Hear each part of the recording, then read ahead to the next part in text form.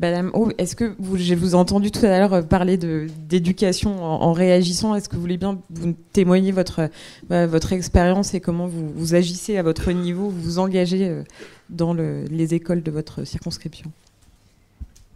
Oui, sur le lien entre pédagogie et engagement, donc je disais tout à l'heure que j'ai très tôt, assez tôt décidé après mon élection de vraiment me focaliser sur la question de la jeunesse et de l'égalité des chances dans ma circonscription. Pour donner quelques chiffres, 80% des élèves dans ma circonscription sont en REP ou REP+. Je pense que tout le monde ici sait ce que c'est REP ou REP+. Réseau ancienne ZEP, maintenant REP, donc réseau d'éducation prioritaire et réseau d'éducation prioritaire plus. Et ce que je voulais rajouter par rapport à ce que j'ai dit tout à l'heure, c'est que quand je vais devant ces classes, donc des sixièmes, enfin des CM2, on va dire, au terminal, j'ai deux buts. En fait, j'ai un seul but, c'est les inspirer. Et comment est-ce que c'est possible de les inspirer? D'une, encore une fois, sans arrogance particulière, en expliquant mon parcours, déjà en venant devant eux, parce que c'est assez rare qu'ils voient des élus de la République, avec voilà, le titre et la fonction et le prestige qui peut entourer ce titre-là, venir dans leur classe, surtout dans des classes qui sont encore une fois dans des quartiers très populaires, qui ne sortent, la plupart des jeunes ne sortent jamais en fait, non seulement du 19e arrondissement, mais même de leur quartier, voire de leur tour. Donc déjà c'est un choc pour eux la plupart du temps quand ils me voient arriver. Bon, en plus c'est un choc parce que quand on leur dit il y a le député qui vient, ils s'imaginent pas trop qu'un député ça ressemble à ça. Donc ça c'est le deuxième volet de l'inspiration, c'est de leur dire que c'est possible. Alors moi je prétends pas, je viens pas d'un quartier populaire, j'ai pas eu les difficultés socio-économiques, familiales, sociales, de logement qu'ils peuvent avoir, mais je suis suppléante du secrétaire d'État chargé du numérique, Mounir Majoubi, qui lui vient d'un quartier populaire du 20e arrondissement, qui vient d'une famille d'immigrés, qui a un père peintre en bâtiment et une mère femme de ménage, et j'aime bien aussi raconter son histoire. C'est pas mon histoire, je me l'approprie pas, mais j'aime bien raconter son histoire et lui dire, pour faire passer le message aux jeunes aussi, les inspirer en leur disant bah, c'est aussi possible. Mais je m'arrête jamais là, je leur dis pas simplement c'est possible, vous pouvez y arriver, il faut pas s'auto-censurer, qui est un message évidemment très important. Je finis toujours toutes mes interventions en leur disant et vous vous engagez comment? Et ils sont toujours un petit peu surpris parce que finalement on peut se dire si on est dans une conception peut-être plus traditionnelle de l'engagement, un engagement total, il faut avoir un certain âge, une certaine compétence, des certains talents, une certaine carrière pour pouvoir s'engager au service des autres. Mais moi, je suis vraiment persuadée qu'à 14 ans, on peut s'engager. Et que plus on commence tôt, plus on va vraiment instiller cette passion de l'engagement dans les jeunes. Je leur dis, bah oui, vous êtes dans un quartier difficile, vous venez peut-être d'une famille immigrée, vous avez des difficultés de logement, tout ça, on ne le nie pas, et la République, certainement, à un certain moment, vous a fait défaut, et on essaye de faire en sorte que ce soit plus le cas. Mais ça ne veut pas dire que vous ne pouvez pas vous engager. Vous pouvez vous engager dans une association, vous pouvez vous engager dans votre famille, vous pouvez vous engager dans votre conseil de quartier, vous pouvez vous engager à tout petit niveau, vous pouvez vous engager en tant que délégué au conseil de vie lycéenne ou au conseil de vie collégienne. Et à mon avis, ça commence très tôt, et voilà, ça c'est un petit peu les différentes facettes de l'engagement dans ma conception, c'est qu'on n'a pas besoin d'avoir un engagement total ou totalitaire, global, au service d'une seule cause, mais qu'on peut avoir des tout petits engagements. Et ça, je le dis aussi à tout le monde ici. Moi, j'ai découvert que le premier niveau est le niveau le plus important de démocratie citoyenne et de démocratie participative. Pour ceux qui vivent à Paris, donc je pense une grande majorité d'entre vous, c'est les conseils de quartier. Tout un chacun, tout citoyen peut assister et participer à son conseil de quartier. Et moi, j'ai commencé à participer à mon conseil de quartier dans le 19e arrondissement, et c'est un exemple formidable, extraordinaire de démocratie citoyenne.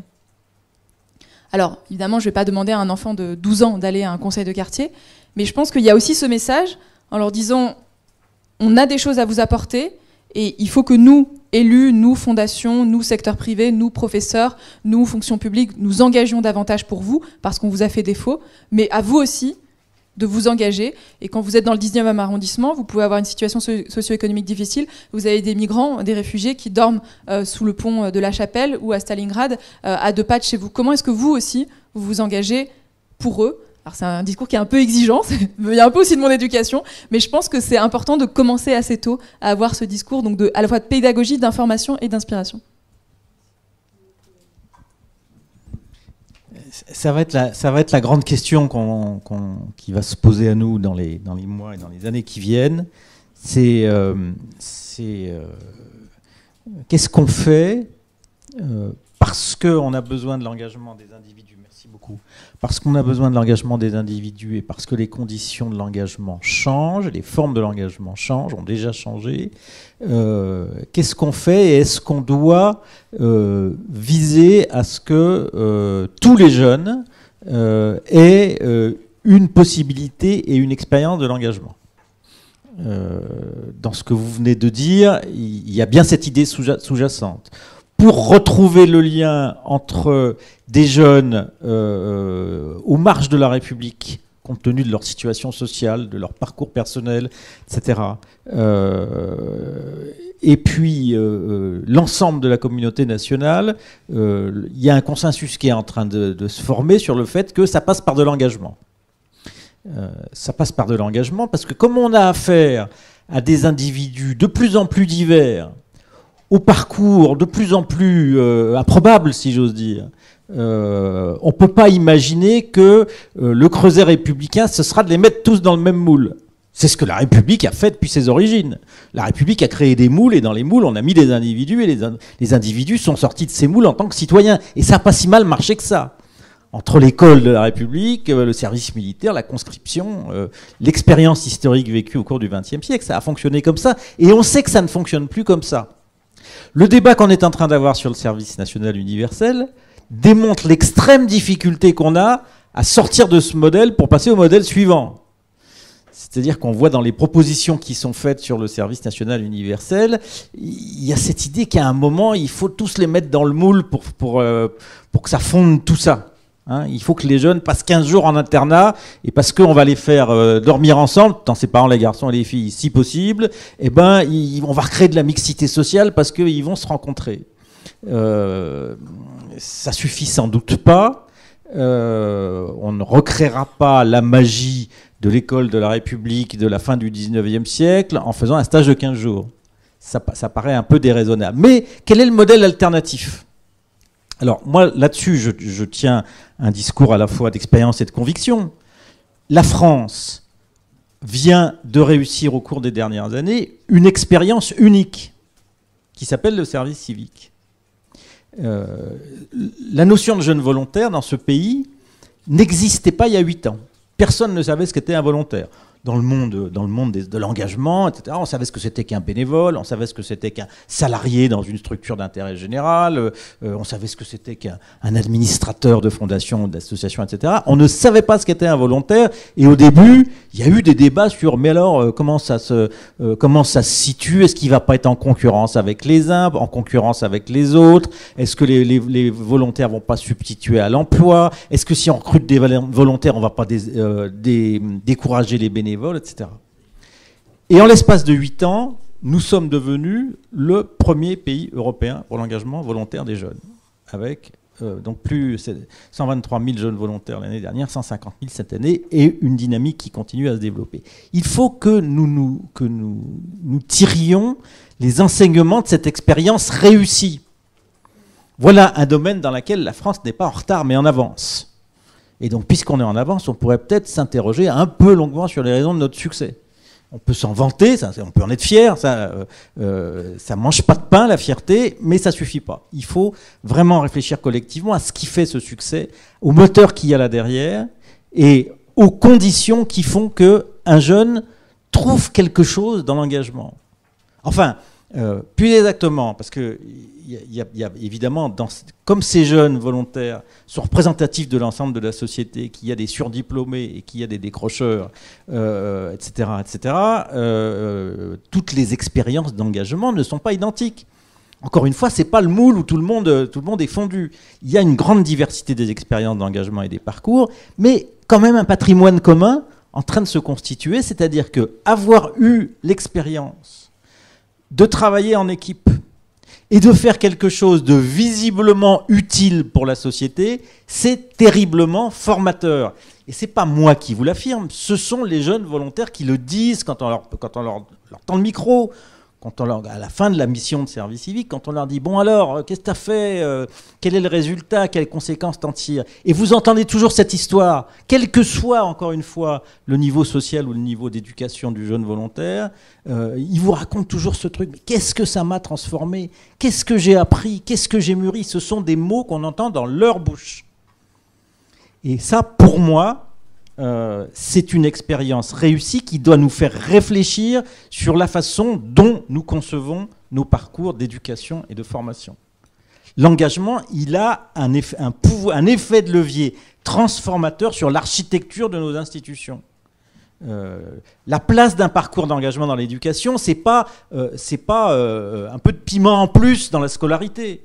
C'est pas un truc à caser de force dans des programmes qui sont déjà saturés. C'est dans l'appétit pour la connaissance, c'est un moment clé. Il y a beaucoup de jeunes volontaires qui partent dans un service civique parce qu'ils en ont marre des études. Et quand ils sont à la fin de leur mission de service civique, ils ont un nouvel appétit pour l'acquisition de connaissances. Je vous l'affirme, allez le vérifier vous-même. Je veux dire, j'ai pas de statistiques à vous donner. Les études d'évaluation de l'impact du service civique commencent. On vient de les lancer avant qu'on ait des résultats scientifiquement démontrés, etc. Il va bien se passer 1 an ou 2. Hein. Donc il faut rester empirique. Mais allez à la rencontre des jeunes volontaires. Il y en a un peu partout. Donc vous pouvez en rencontrer. Écoutez ce qu'ils ont à vous dire et vous allez ressentir ça. L'engagement, c'est qu'est-ce que vous pouvez faire vous-même? C'est ce qu'on disait tout à l'heure au début de la table ronde. Faites-le vous-même. Qu'est-ce que tu peux faire toi-même pour construire ton chemin? Mais c'est aussi un moment où le cadre qui est proposé crée cet appétit pour l'acquisition de connaissances et fait sortir l'individu du risque de repli sur soi et de ce risque de fragmentation en tribu. Il y a une enquête qui vient de paraître, là, il y avait un édito dans les Échos ce matin, je crois, qui mettait en exergue cette tendance dans la société à la fragmentation, à la constitution des tribus, des communautés, etc. C'est une tendance qui existe. Mais l'autre tendance, celle de la fluidité, celle de la mobilité, celle d'une société plus hybride et plus mélangée, existe aussi. Et donc, la question qui se pose à nous, qui sommes engagés, et pas d'assister à l'affrontement des tendances, c'est évidemment de prendre notre parti et de savoir sur quel levier on peut appuyer pour accroître la tendance positive, les outils, l'expérience de l'engagement des jeunes que nous avons sous les yeux, que nous avons auprès de nous, est à mon avis un puissant moyen d'éclairer et d'accélérer notre réflexion sur ce point. Merci beaucoup Yannick Blanc. Alors maintenant que vous nous avez redonné un peu d'espoir, je vais réaborder un défi. Donc c'est pas pour souffler le chaud et le froid, c'est pour qu'il nous reste quelques minutes pour balayer encore quelques questions avant qu'on passe aux échanges avec la salle. Et j'ai une dernière question dont on avait parlé notamment avec Madame O, mais j'aimerais bien que Madame Novak réagisse aussi, parce que j'aime bien qu'on donne la parole aux femmes quand il s'agit de femmes. Et je sais qu'ici on est paritaire, on est majoritaire sur scène, mais c'est pas le cas partout, que ça soit en entrepreneuriat, chez les jeunes aussi, j'imagine. Et il n'y a pas que la lutte contre les clichés, il y a aussi un engagement à prendre.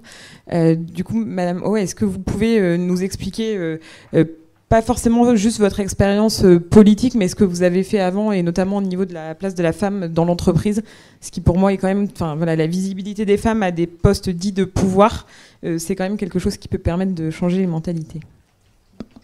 Oui, alors du coup, ça me permet d'aborder la raison de mon engagement en politique, puisque j'ai un peu évité la question tout à l'heure en parlant de devoir, de sensibilité, etc. Donc c'est un peu c'est pas un accident, mais c'est l'engagement politique, c'est une des facettes de mon engagement, on va dire, au cours de ma vie. C'est une opportunité qui s'est présentée à moi puisqu'on m'a proposé Mounir Majoubi m'a proposé d'être sa suppléante quand il a été nommé au gouvernement, donc pour devenir député à sa place. Et c'est là qu'il y a un lien direct avec la question, parce que en fait le tout premier facteur qui m'a incité à dire oui à cette proposition, même avant ma conviction au service d'un candidat à l'époque, c'était le fait que je me suis dit qu'il fallait plus de femmes en politique. Et surtout, ce qui est assez drôle pour l'anecdote, c'est que, je ne sais pas si vous vous souvenez, au cours de la campagne présidentielle, donc du côté du parti En Marche, Emmanuel Macron avait fait un appel aux femmes pour avoir plus de candidatures féminines, puisque le mouvement En Marche avait décidé d'avoir exactement 50% de candidates femmes et 50% de candidats hommes, ce qui en soi n'est pas du tout un exploit, puisque c'est uniquement respecter la loi de 2006 qui n'a jamais été respectée jusqu'à présent, ou presque pas. Et donc il avait fait un appel vidéo sur tous les réseaux sociaux qui avait beaucoup tourné, en s'adressant directement à toutes les femmes de France qui avaient les mêmes convictions que lui, pour s'engager et se présenter comme candidate aux élections législatives. Et à l'époque, je me rappelle, j'avais pris mon carnet d'adresse et j'avais appelé toutes mes copines, mais absolument toutes mes copines, en les incitant et en les encourageant à se présenter aux élections législatives, quelle que soit d'ailleurs leur sensibilité politique, que ce soit pour En Marche ou un autre parti. Et puis le jour où l'opportunité s'est présentée pour moi, j'ai appelé une de mes meilleures amies, terrorisée à l'idée de dire oui, et puis elle m'a dit mais je comprends pas Delphine, ça fait 3 mois que tu me bassines en me disant il faut absolument que tu sois candidate, et quand on te propose à toi d'être candidate, là t'es en train de reculer.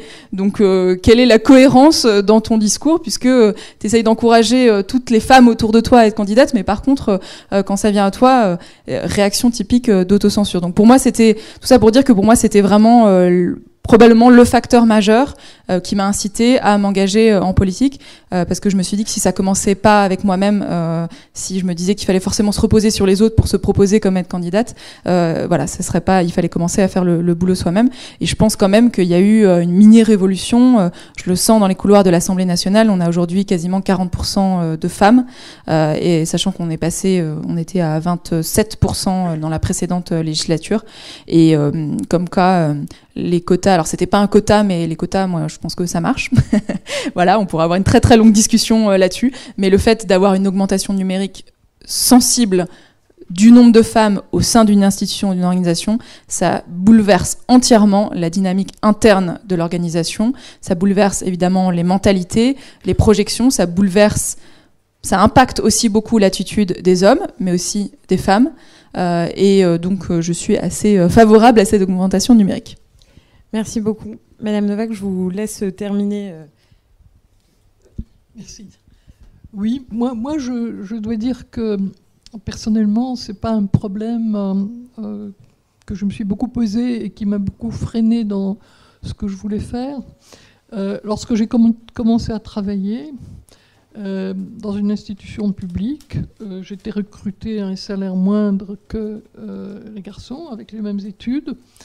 Et parce que j'étais fille, on ne m'a pas laissé partir outre-mer. Parce que les filles, paraît-il, causaient toujours des problèmes.